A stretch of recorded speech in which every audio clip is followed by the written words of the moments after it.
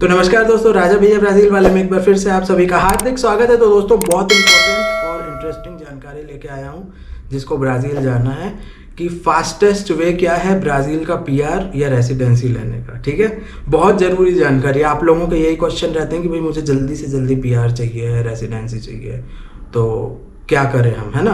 क्योंकि tourist visa तो है, वो तो up to 1 month, 2 month, 3 month का होगा। और अगर 5 ईयर वाला मल्टीपल एंट्री भी मिल जाएगा तुम्हें, तो तुम उसमें 6 महीने से ज़्यादा नहीं रह सकते। और उस पर टूरिस्ट वीज़ा पे जॉब नहीं कर सकते, वो इलीगल है ना। तो वो टूरिस्ट वीज़ा पे जॉब करना नहीं करना, ढूंढना, उसके भी वीडियो बनाया, वो डिस्क्रिप्शन में लिंक है। तो टूरिस्ट वीज़ा पे जॉब आप कर नहीं सकते, इलीगल है, बहुत सारे इश्यूज होते हैं। तो भाई और बहनों, मैं बहुत ज़रूरी जानकारी लेके आया हूँ, टू द पॉइंट बात करेंगे कि फास्टेस्ट वे क्या है ब्राज़ील का पीआर या रेसिडेंसी पाने का। तो देखो भाई और बहनों, 2 तरह के रेसिडेंसी होती है।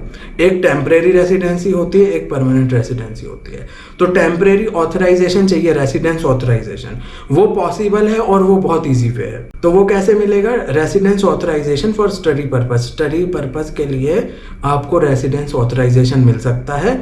वो लगभग अप टू 1 ईयर का रहता है, और फिर अगर आपका जैसे कोर्स कंटिन्यू होता है तो वो रिन्यू भी हो जाता है। तो 1 साल का होता है वो। स्टूडेंट वीज़ा आप अप्लाई यहाँ भी कर सकते हैं ब्राज़ीलियन एम्बेसी में। अगर आप टूरिस्ट वीज़ा पे जाते हैं तो वहाँ पे भी जाके कर सकते हैं। तो ये आपके पास एक बहुत अच्छी अपॉर्चुनिटी है। तो क्या होता है, आपको उसमें क्या चाहिए? डॉक्यूमेंटेशन चाहिए है proving enrolment in the desired course. कोई कोर्स में एनरोलमेंट है, एडमिशन है, उसका आपको डॉक्यूमेंट चाहिए। तो जब आप वहाँ जाके एडमिशन लोगे ना, आपको यूनिवर्सिटी में ले सकते हो, प्राइवेट यूनिवर्सिटी में ले सकते हो। प्राइवेट यूनिवर्सिटी में फ़ीस लगती है, फिर आपको मंथली फ़ीस देनी पड़ेगी, ऐसे बहुत कुछ होता है। तो वो जो फ़ीस लगती है, फिर आप पोर्तुगीज़ के कोर्स में भी एडमिशन ले सकते हो, साल भर के, 2 साल के, ऐसे बहुत सारे कोर्स होते हैं। Learning Portuguese as a foreign language है ना, पोर्तुगीज़ कोर्स फॉर फॉरेनर्स, ऐसे बहुत सारे कोर्स हैं। तो कोई भी कोर्स में आप एडमिशन लेंगे तो आपको वहाँ पे स्टूडेंट वीज़ा मिल जाएगा, रेसिडेंस ऑथराइजेशन, RNM कार्ड मिल जाएगा। ठीक है, वो कार्ड मिल जाएगा, टेम्परेरी आइडेंटिटी, और उसकी जो वैलिडिटी है वो अराउंड 1 साल होगी, डिपेंड करता है। तो उसमें आपको डॉक्यूमेंट लगेगा एनरोलमेंट का। अगर वो ऑथराइजेशन ऑफ रेसिडेंस है रेगुलर कोर्स को अटेंड करने के लिए, वो रेगुलर कोर्स होना चाहिए। ऐसा नहीं होना चाहिए कुछ पार्ट टाइम कोर्स है, रेगुलर कोर्स होना चाहिए।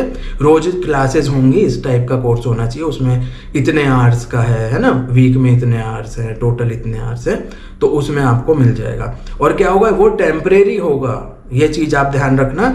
तो क्या होगा कि जैसे अगर आपका कोर्स 1 ही साल का होगा तो 1 साल के बाद तो वो रिन्यू नहीं होगा, है ना। अगर 2 साल का भी कोर्स होगा तो 2 साल के बाद भी रिन्यू नहीं होगा। तो ये पीरियड में 1-2 साल में फिर आपको कोई दूसरा तरीका देखना पड़ेगा। अगर आपको ब्राज़ील में रहना है, बसना है, तो फिर आपकी गर्लफ्रेंड बन सकती है, वो तो नॉर्मल है ना। कोर्स में जाओगे, वहाँ आपको हो सकता है कोई गर्लफ्रेंड बन जाए, कुछ है, जान पहचान हो जाती है, तो उस केस में फिर आप शादी भी कर सकते हो। वहाँ सच्चा प्यार की बात कर रहा हूँ, सिर्फ वीज़ा के लिए शादी की बात नहीं। वीज़ा वाली शादियाँ जो हैं वो अच्छी नहीं होती, इश्यूज हो सकते हैं उसमें, बहुत चांस है। और वही हो गई, जैसे इंडिया में हम मटेरियलिस्टिक सोशल चीज़ें देख के करते हैं, वहाँ पे फॉरेनर्स वो वीज़ा देख के कर लेते हैं। तो फिर वैसी शादियाँ जो हैं, जो किसी ऑब्जेक्टिव पे हुई हैं, वो सब फेल होती है। ठीक है भाई और बहनों, तो फिर क्या होता है, अगर आप ग्रेजुएशन में लेंगे, PhD में लेंगे, तो उसमें क्या होता है, बहुत टाइम लगता है, 3-3, 4-4 साल, 5-5 साल। तो क्या होता है, वो वीज़ा आपका रिन्यू होता जाएगा, और बाद में मे भी आपको PR भी मिल सकता है। तो एक ये तरीका है, नहीं तो शॉर्ट टर्म कोर्सेज करके भी आप ले सकते हो, फिर आपको वीज़ा का इंतजाम करना पड़ेगा।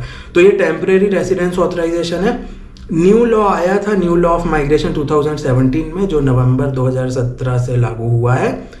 उसके पहले ये नहीं था। अभी आपकी किस्मत बहुत अच्छी है। पहले पता है क्या था, अगर मैं ब्राज़ील जाऊं और मैं एडमिशन ले लूँ ना, तो मैं ब्राज़ील में वीज़ा अप्लाई नहीं कर सकता था, रेसिडेंस ऑथराइजेशन।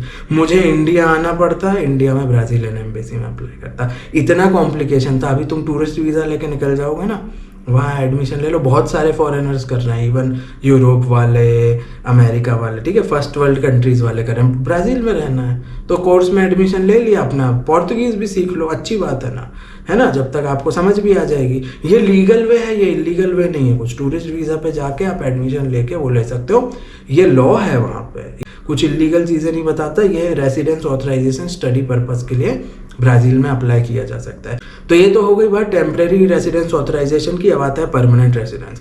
परमानेंट रेसिडेंस का जो सबसे फास्टेस्ट प्रोसेस है ना, वो है लिव इन रिलेशनशिप, ठीक है। शादी भी नहीं करनी। शादी में क्या होता है, शादी में 1 महीने का नोटिस देना पड़ेगा, या फिर हो सकता है कई जगह 2-3 महीने भी लगते हैं। तो उसमें क्या होता है, उसमें टाइम बहुत लगता है। तो उससे इजी वे है live in relationship. Live in relationship का क्या है, ब्राज़ील पहुंच के ही तुम वो एग्रीमेंट बनवा सकते हो। बहुत ईजी है। कार्टोरियो में जाओगे, लिव इन रिलेशनशिप का आप बनवा लोगे, और उसमें कुछ प्रोसेस है, जैसे आपको वीज़ा अप्लाई करना है। सिर्फ लिव इन रिलेशनशिप के सर्टिफिकेट से नहीं होगा। तो फेडरल पुलिस को दूसरे भी प्रूफ लगते हैं, जैसे उनको विटनेस लगेंगे, वो अलग है। फिर वो वीज़ा के लिए क्या, रेसिडेंस ऑथराइजेशन के लिए क्या, PR के लिए क्या डॉक्यूमेंट्स चाहिए, वो अलग चीज़ है। तो ये लिव इन रिलेशनशिप के बेसिस पे आपको 9 ईयर का मिल जाएगा। स्टूडेंट वीज़ा जो है, स्टूडेंट रेसिडेंस, वो अराउंड 1 ईयर 2 ईयर ऐसा होता है, और लिव इन रिलेशनशिप के बेसिस पे आपको 9 ईयर्स का मिल जाएगा। तो ये एक बहुत फास्ट तरीका है। ये उनके लिए जिनकी ऑलरेडी गर्लफ्रेंड है, बहुत प्यार है ना, अकेले जुदा होकर नहीं रह सकते। ठीक है, अलग अलग नहीं रह सकते, ऐसा कुछ केस है सच्चा प्यार का। तो आप ये ट्राई कर सकते हो। और इसके कुछ प्रॉब्लम्स भी हैं, डीमेरिट्स भी हैं, खामियां भी हैं। वो ये है कि आप उस लड़की पे या उस महिला पे डिपेंड हो जाओगे, आपका वीज़ा, आपका रेसिडेंसी। ये सबसे बड़ा तकलीफ है। किसी भी देश में कहीं पे भी जाओगे, ये सबसे बड़ी, किसी पे आप वीज़ा आपका डिपेंड है। तो उसमें क्या होगा, अगर कभी गलती से सेपरेशन हो गया ना, तो आपका रेसिडेंस परमिट है वो कैंसिल करवा सकती है। ये सबसे बड़ा प्रॉब्लम है। जनरली ये नहीं करते कोई। मैंने बताया ब्राज़ील के लोग बहुत चिल हैं, बिल्कुल जैनों की तरह हैं, जियो और जीने दो, है ना, कि भाई गया गया, जाने दो, अपने को क्या करना, हम अपनी लाइफ। और कैसा होता है, ब्यूरोक्रेसी होती है। आप पुलिस में जाओगे, है ना, कंप्लेंट करोगे, सिर में 10 झमेले होते हैं। वो अपॉइंटमेंट दे देगा कि मैडम आप अगले महीने आओ। ठीक है सर, पुलिस वालों को भी काम नहीं करना रहता ना, हर जगह पुलिस सेम है, नेचर ऑफ जॉब उनका वैसा है। आगे की डेट दे देगा, कुछ होगा तो इतने एफर्ट्स कोई नहीं लेता कि वो जाके तुम्हारा वीज़ा कैंसिल कराए। लेकिन पॉसिबिलिटी है, अगर जिस बेसिस पे आपका PR है वो बेसिस ख़त्म हो जाता है, जैसे लिव इन रिलेशनशिप पे, फैमिली रियूनियन पे, वो ख़त्म हो जाता है, तो वो कैंसिल कराया जा सकता है। लेकिन हाँ, उसमें फॉर्मल कंप्लेंट लगेगी, अपने आप नहीं होता। ठीक है, तो ये एक इशू है। तो लिव इन रिलेशनशिप या शादी आपको तभी करना है जब आपका सच्चा रिलेशनशिप हो, कोई इशू नहीं हो, फाइट्स नहीं हो, मिसअंडरस्टैंडिंग नहीं हो।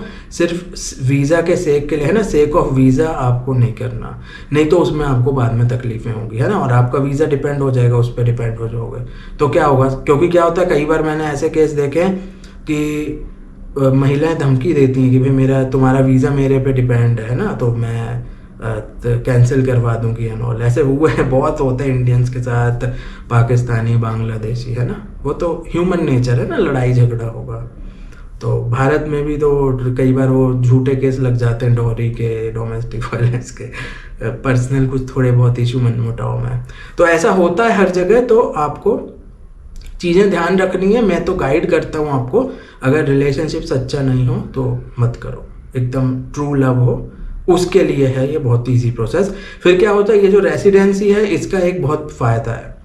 ये लिव इन रिलेशनशिप के बेसिस पे जो रेसिडेंसी है ना, वो आपको एलिजिबल कर देती है 4 साल बाद एक इंडिपेंडेंट रेसिडेंसी अप्लाई करने के लिए। तो अगर आपके PR जो है वो फैमिली रियूनियन के बेसिस पे लिया था, तो 4 साल बाद आप दोबारा एलिजिबल हो जाते हो एक इंडिपेंडेंट अपना PR लेने के लिए, 9 साल वाला। मतलब फिर आप क्या करोगे, आप बता दोगे हम सेपरेट हैं, फिर आप न्यू अप्लाई कर दोगे। 4 साल फैमिली रियूनियन पे रहे हैं, तो अब कैंसिल होने का भी डर खत्म हो जाएगा, वो नया दे देंगे और 4 साल से रह रहा है।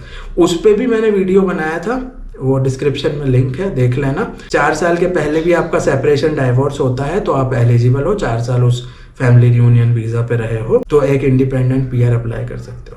ठीक है दोस्तों, तो ये 2 तरीके हैं रेसिडेंसी के, एक टेम्परेरी रेसिडेंस है, एक परमानेंट रेसिडेंस है।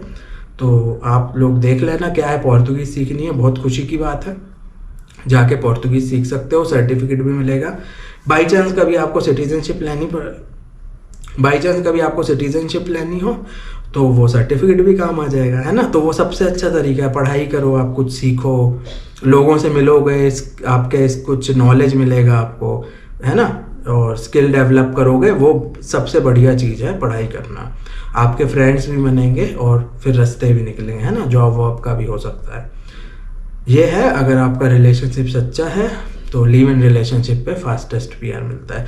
तो दोस्तों कैसा लगा वीडियो कमेंट करके बताइए। और कुछ क्वेश्चन हो और कुछ जानकारी चाहिए हो तो बेझिझक कमेंट कर सकते हैं, ईमेल कर सकते हैं, इंस्टाग्राम, सारे सोशल मीडिया आप ही लोगों के लिए खुले हैं, चैनल आपका है ना। तो कभी भी कमेंट कर सकते हो, मैसेज कर सकते हो। वीडियो देखने के लिए बहुत बहुत धन्यवाद। जय हिंद, भारत माता की जय, वंदे मातरम।